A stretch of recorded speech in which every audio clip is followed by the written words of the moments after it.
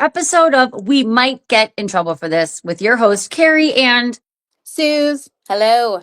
so we got Susie our first fan mail this week, and I was so excited that our divorce episode was actually meaningful to some people. So I am going to stay divorced for the sake of the podcast.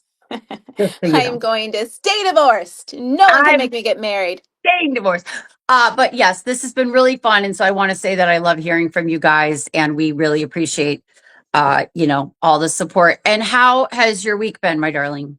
It's been fine. It's been a week.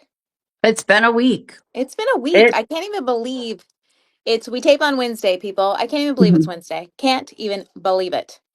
Well, next week is a really big week for me because I get to see you. And I'll tell the fans ahead of time that I have finagled through my Hollywood 6 degrees, a color consultation with the woman, who did the brunette to blonde transformation on the Love Story FX series. And remember, I told you what she costs, and you said Lucy can just pay for her own college and get loans. Yeah, I mean, So there are loans. It's what we next all do. week, next week, my life is changing dramatically uh, because of my hair. We'll see. So that's my report, and I'll get to see you in person next week. And your kids are alive. Yes. So why don't I just jump into it? Because like what we're talking about this week. Oh, there's your dog. There's But my dog. our listeners can't see your dog, but Susie has a dog and I do not. He's a Bernedoodle.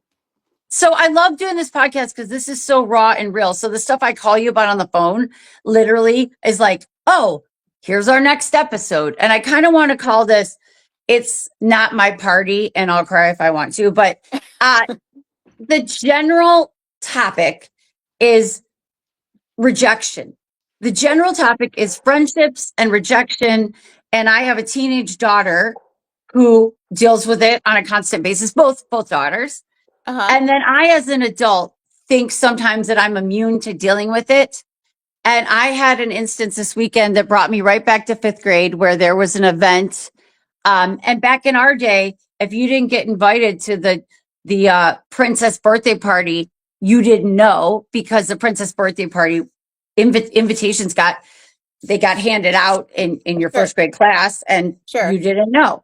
But now I found out about this event, we'll call it going away party, on the Facebook, and which is why I'm not on the Facebook. I am anti-social media. If you're going to have a party and not invite everyone who really thinks they should be invited because you're moving away, why are you going to put it on the Facebook? Because the dimwits that post all the pictures and tag everybody have to know that you're going to tell the world. So, and I had a very dramatic reaction of sadness. It wasn't like I cried. It wasn't like I was angry.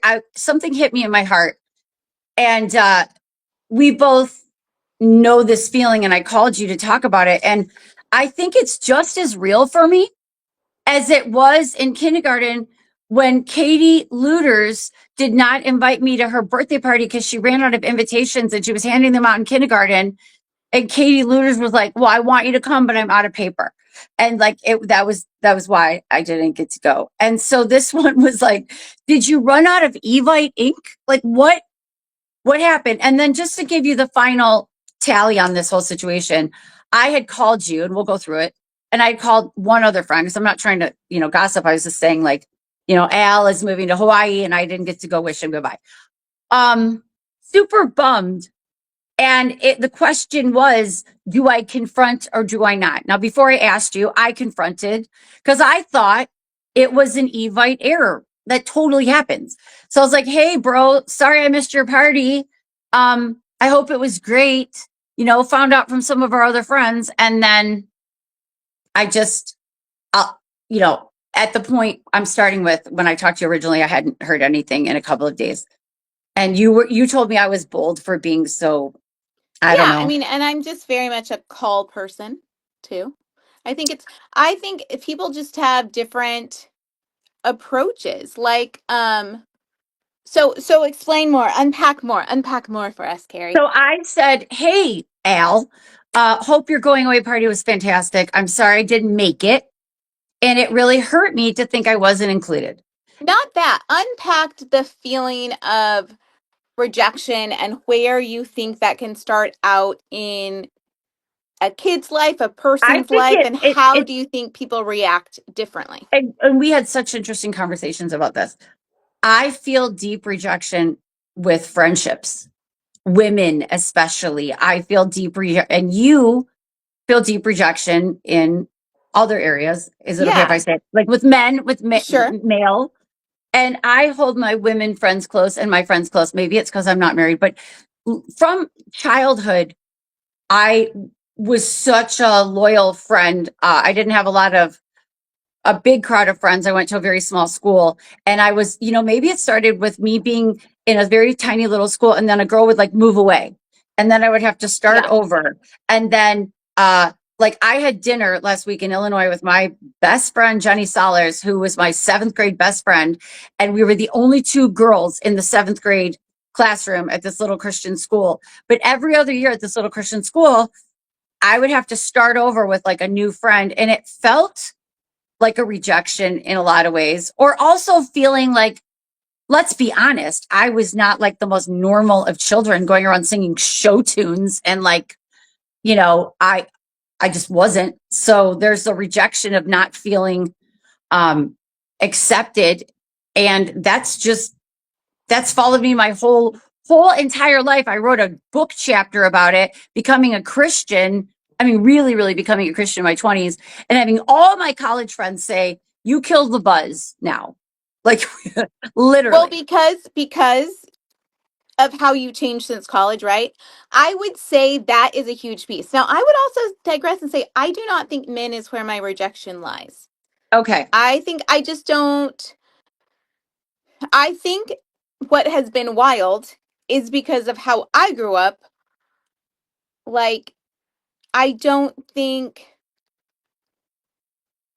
rejection wasn't a thing I could deal with in the sense that wildly, miraculously, I did not feel rejected by my biological father. That is And we weird. talked about this. Yes. I had a Like, biological father that was like my cheerleader. Like everything you do is gold. And if they don't love you, there's a problem with them. right. And my my thought of men is like that is what the male relationship should be. And my mother had close friends. So I grew up in like this social environment where like my mom had a bridge club and then she had a singing group, and I've just valued women so much. And if I feel, let's get away, for the going away party, Yeah, whatever. yeah. If a friend doesn't want me to be the friend, the reason it was so hurtful is I thought, what did I do to deserve this? Like, what Yeah. did I do to make myself not on the cool kids list? Yes. This is so exciting. It's making me hot and I have to take off my jacket. Or are you having a So hot flash? I know. Or something else. Or are you? So I so this is what's so amazing to me and I love it so much. So how we feel rejection, how we interpret rejection when we how we analyze humanity and friendships and people and relationships. So you grew up in this, and sometime we'll do a bigger thing on Two parent family home, of one parent origin. home. Yeah, family But origin. I grew up being born into this system of my mom and her girlfriends who were both single and watching them date and watching through live through their own things and their own lives and their own dreams, and you were born into a family like waiting for you, for people. And I'm not saying my life No, as a no. I mean, childhood this felt is empty. That's very just valid.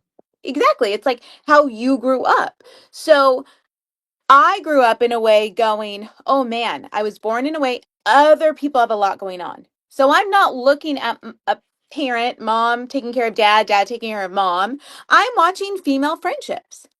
I'm watching how they can react emotionally to things that have nothing to do with them. Like I'm watching all these intricate, complicated dynamics of female friendships, right? So I grew up going, oh, it's not me, it's them. Oh, it's not me, it's capacity. Oh, it's not me. Like even with my biological father, not feeling rejected by my bio dad, we will someday do an episode on this. I didn't like to be alone after I had one significant relationship end, partially because it was like such a dramatic ending. And then I didn't date for a long time. And I was like, I don't want that to happen again. But I also watched all these women dating. I watched them in their careers. I watched them meeting their husbands and boyfriends breaking up. I watched all these amazing things happen. And so it made kind of like, oh, well, getting married, finding a husband is an important part of life early Then on. You know what I mean? So I think that's where the I man think stepped in. I got a revelation also that in Tell the me. generation that I was raised in, it's a TV generation, and I wanted my movie watching life to mirror my real life. And I've joked about that my whole life I was trying to live in a rom-com. And in the rom-com, I mean, literally, I dated the football player in high school on purpose because that's what you need to do to be accepted. I pursued a career that had the ultimate uh, cachet as an actor. Like I was chasing something uh my whole life. Something about me has always been like I want to do everything to perfection, which I still struggle with. And so if something is a chink in that puzzle, a chink in that armor, and it doesn't look like a movie, because in a movie, the popular girl, which I really was, I mean, mid, right? The popular girl gets invited to all the parties.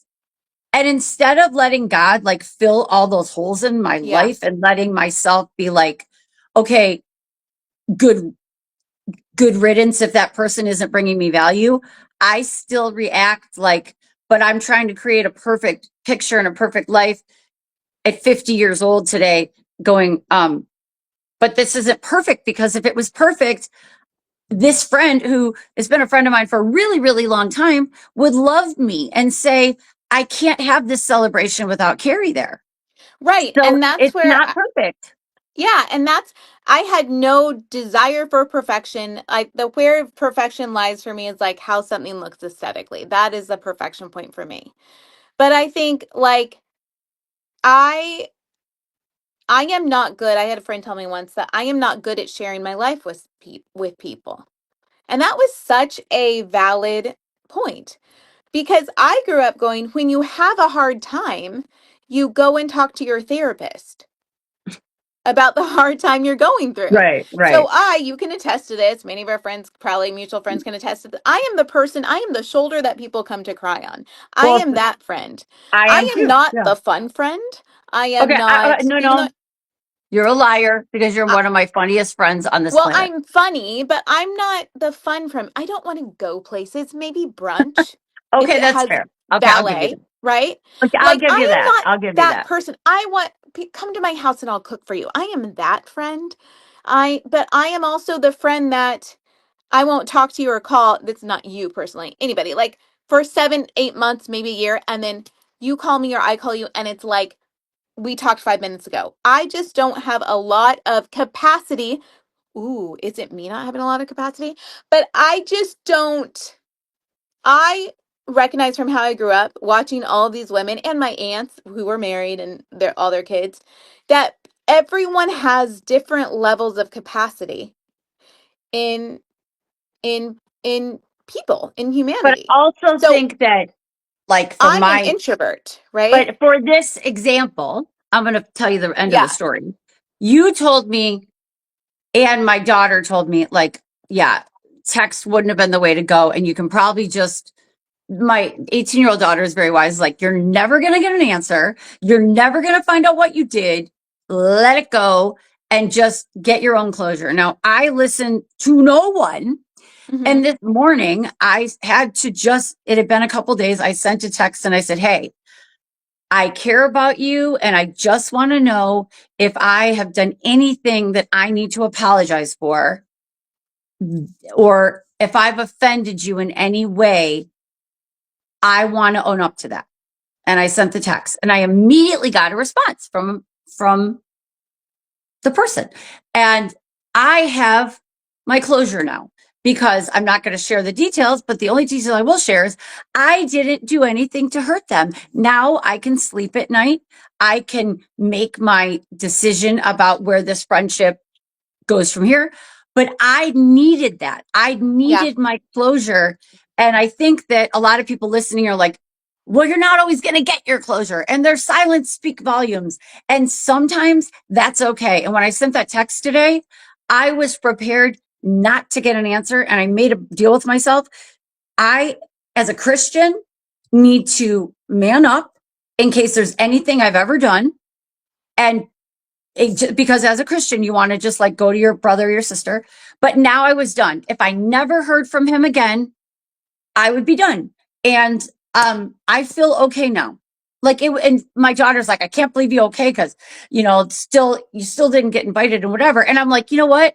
I choose to see the world half full. I choose to believe in the response that I got, and I'm okay. It doesn't mean that I'm not going to face that rejection, but at this age in my life, it's so different than how an 18-year-old would have responded. My 18-year-old Yeah. daughter was like, that's a bunch of crap, and you don't believe what they really said, do you? And I go, I absolutely believe what they said, Yeah. and I'm moving on. And the 18-year-old self would be like, well, you know, off with their head. Yeah. I'm I mean, done. I'm totally done no now. no developed frontal lobe, right? Oh my gosh, the things I said at 18. But But I mean, I it was my so response was, "Oh, just give a call." What's hard about text messages in this day and age, it's hard because we all filter them through our own filters, right? So if you're on the reciprocating end of of a text, it can be really challenging to like read it because we tend to read it in the filter we're in, or maybe the mood we're in, or the situation we're in, whatever.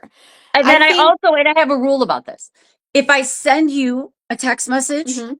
and I know you're going to show it to 10 different people, every text message I send in most situations, I have to be comfortable that that might get out. Like if you were talking about me, I can't believe what Kerri said. So that message that I sent this morning got written 5 times just to make sure that it was kind and that it was copacetic. Right. And I think this is going to sound so harsh, and it's not really to this particular situation. What saves us, though, even though we all know Paul and I have some theological issues because I think he could have translated things better, or the translator could have translated. But I think it's part of Paul's kind of concept of don't think of yourself as more. What's the word? I can't Better. remember the word. Better. Not yeah, that's not in the translation, but it's like more significant. And I don't think he's saying don't think about ourselves, but I think he's saying, and maybe this is not theologically correct, but I am what I learned in my childhood, which I feel like it's kind of can allude to this for other people or for what Paul's meaning. I was born into a situation that said other people got a lot of crap going on too. It's not about you. And Well, I think that's you know what I really a mean? healthy thing, like a And really healthy way to in look at a bad rejection. way.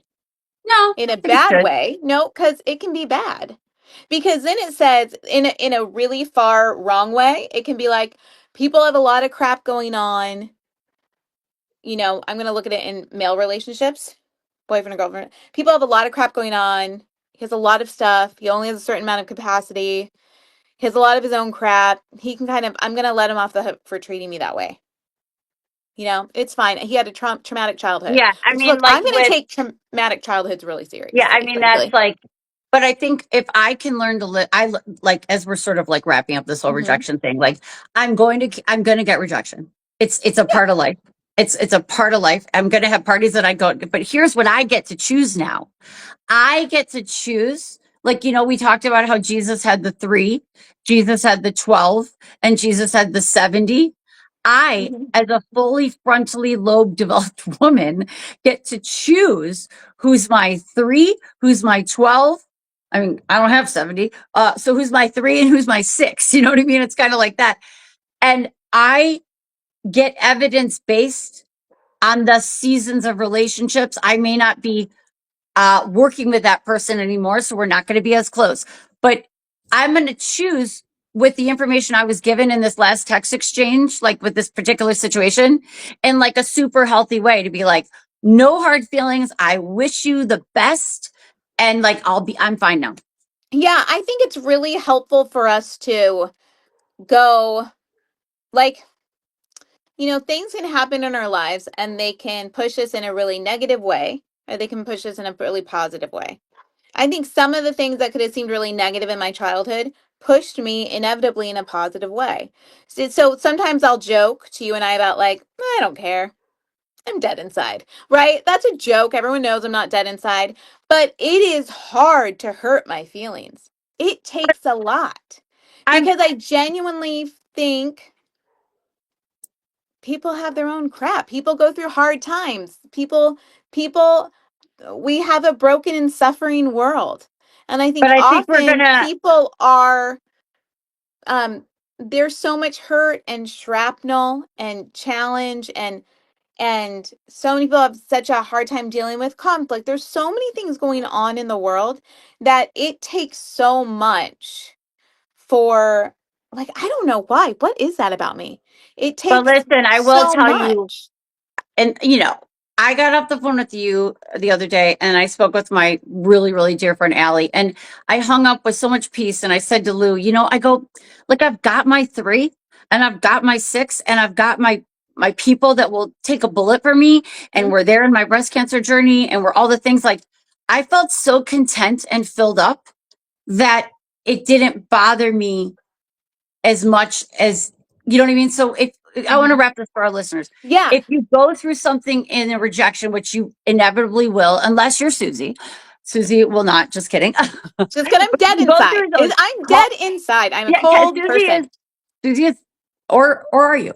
But anyway, Susie, if you go through something and you're sympathizing with me and you're like, I get it. I saw the Instagram bridge group and I didn't go to Six Flags or whatever. You get to choose how that affects you, and it is not wrong, however you let it. And if you want to be uh, somebody who is the Mel Robbins, let them, and you get your own closure, or you want to be the Kerri Pomeroli and call, or just know that it's a part of life and you're in control. You're in control. And I think that's the most important thing that I've learned from this is I'm in control of how hurt I can be or Yeah, not and hurt. I do think, like, I will say the rejection that I most fear in my life would be from my children. That would be I think the only one I ever think about or pray about or worry about, like, it would be if my children ever truly rejected me as adults. I think It's that would be the it's most so funny. painful, but I do think probably God wired me in this way, in this very unique way, because for some miraculous Holy Spirit reason, I did not internalize my biological father choosing not to raise me as any kind of rejection. I think that That's is a gift from God. miraculous. That That is a gift literally, from God. even as a little girl, I was like, man, that guy was in his late 30s. He must have something going on with him. It was That is so like, clear to me. I would have been like a Nancy Drew mystery, like stalking his house or something. But God made us in so many different ways, and I just pray that this conversation has helped somebody out there, and knowing, and especially we were talking about last night how I'll go out and do a show. I did a show on Friday night and I made 500 women laugh, and I talked about rejection on stage. I talked about my college friends, and so many women came up, and then a couple days later, a male coworker was moving away and it really hurt me. And I was like, don't believe the hype.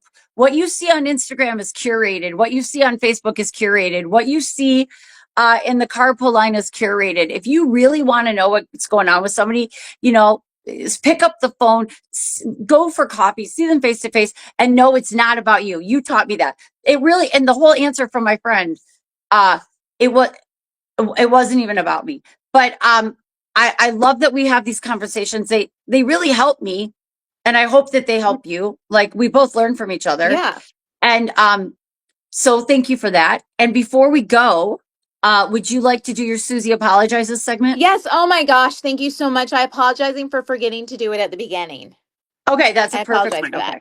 So Okay. I apologize what there's so many things to apologize. So I apologize about the conversation with my mom and my step. So I'm apologizing for if I in fact from last week, if I minimized any kind of trauma, or if I was unkind about like if I didn't take Kerri's mom's Vietnam stories. Like, I seriously enough, I don't know, what have I done? The audience can tell me. I just live in a semi state of I have said something that is now Uh, on camera, well, and I am so sorry. And can I just say, this is a great one.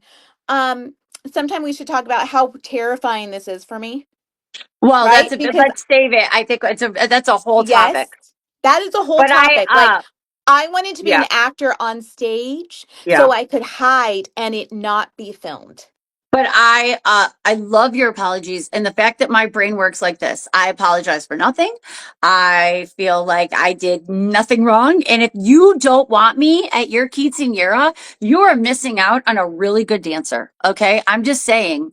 So anybody listening, you want to invite me to your next work party? I will come. I will show up. But now comes my How would favorite I thing. feel about being invited to anything that starts after 7 p.m.? Yeah, that's why. Yeah, I'm visiting you Yeah, next week at 1. I Okay, but just my told you. darling, my favorite segment is coming up. It's called We Don't Hate It.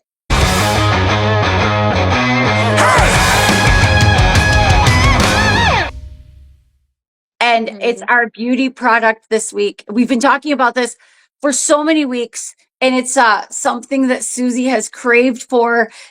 Did you put pennies in a jar? Like, how did you make this miracle happen for you? And I remember, the had listeners can't see you. So what I do you had have? a well, I had a weak moment on Amazon. So that's what happened. You're like, I And I can't bought afford it. I can't afford it. these are Tell the listeners because they can't they're see you. oh yeah, sorry. I'm holding up black leggings that have really unattractive patterns that are waist resistant bands. So they're They're weighted weighted. booty leggings. No, they're weight resistant. So you know when you do yoga and you have those bands I don't do that yoga because it's of the devil. right, Did you not know right. that? No. Satan said I can't do Pilates it. also do it. Satan said I can't. Satan said no. Satan said, Um, "Don't join me." Okay, so you're um doing yoga, and what are they? Are they weighted? It's like they're weightlifting in your not leggings, weighted. They're like the weight resistant bands, leggings. and So you're you're gonna just put. walking around wearing these. I'm sorry, they're not attractive. But Can I wait, say are that? you gonna Yes. put the link of what's the name of the company? Yes. It's not Fanta, but it sounds like Fanta. It's like Fanca. Fanca, Okay, but Sweet you Flex. said Well, Fanta. Sweet Flex are the expensive one. Fanta, Okay, the soda, is not going to okay, help but the same Fanta way the these are. soda. I drink Fanta the soda. So in the show notes, I want orange Fanta and I want Sweet Flex to sponsor us. And you're going to give us an update. Have you had any uh as we close our episode, have you had any experience yet of positivity for these ugly Yes, leggings? I think Okay. actually, no kidding, Okay. like Okay. legit. It is, you feel it, You feel and it. Okay, there's a Sweet Flex. lot of compression. Okay, Lots of Sweet Flex, I compression. want you to call us. And I did wear compression underwear under my outfit last week, but they compressed so hard that I had a very severe gastric stomach ache because they were. Did you have nerve pain? Did I your had nerve sciatica act pain. up? And you know what? This is a great way to end our episode. Being old, I got to go drink the powder for my colonoscopy tomorrow. So it's a big day, everybody. It's a big day next week. And Susie and I love medical procedures. A, I'm getting a Oh nap, yeah, and love B, them. I'm going to lose 5 pounds. You know, I'm going to lose 5 pounds. Hmm. So I'm so For sure. excited. Oh, And I love some good amnesia. It's I the best love nap it. ever. My favorite words in the English language are 4, 3, 2, 1. I am like, kick me out, Scotty. So thank you for listening. This has been so enlightening. I've learned so much. FANTA is what really matters, Fanta.